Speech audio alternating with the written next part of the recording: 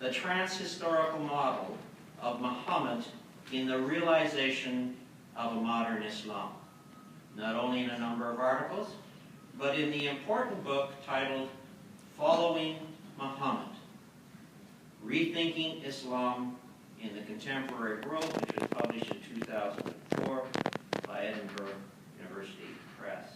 This last book, which is in print, and I hope you will all read it, was awarded the 2004 Bashrahil Prize for Outstanding Cultural Achievement in a ceremony that was held in Cairo. Dr. Ernst's most recent book, and the topic of this evening's lecture, is How to Read the Qur'an, a new guide with select translations, published in 2011 by the University of North Carolina Press. Like all his books, it manages to be both critically aware and compellingly written, and I urge you all to read it. There will be a chance to read it, to purchase this book after the lecture, and we will have a signing outside the doors. I invite you all to join me in welcoming Professor Ernst as our focus.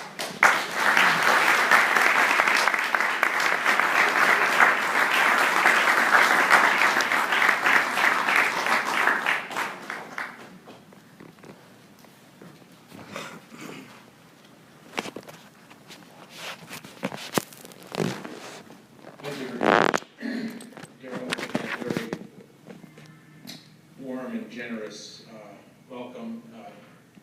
Deeply appreciate your comments, and because he is one of my favorite scholars, and I like his judgment very well. So it's really a privilege to be with you here, and I'd like to thank the White Cross Me and the Vancouver Muslim Community Center for inviting me to be with you for the Islamic History Month this year. And strange to say, it's my first visit to Vancouver. Something I've wanted to do for a long time, and I'm very happy to be with you. So what I want to do today is to present to you briefly some of the argument that I developed in this book, which is called How to Read the Qur'an. And I won't give away all of its secrets, but this was a really challenging issue, and there are a lot of reasons why I felt compelled to undertake this. And I'll explain some of those as we go along. I should say that the book was actually designed for the non-Muslim reader who is baffled and uncertain about what to do with the Qur'an. Because for Muslims, basically, it's not as if they need to be introduced to the Qur'an for the first time. It's something that they've always been aware of.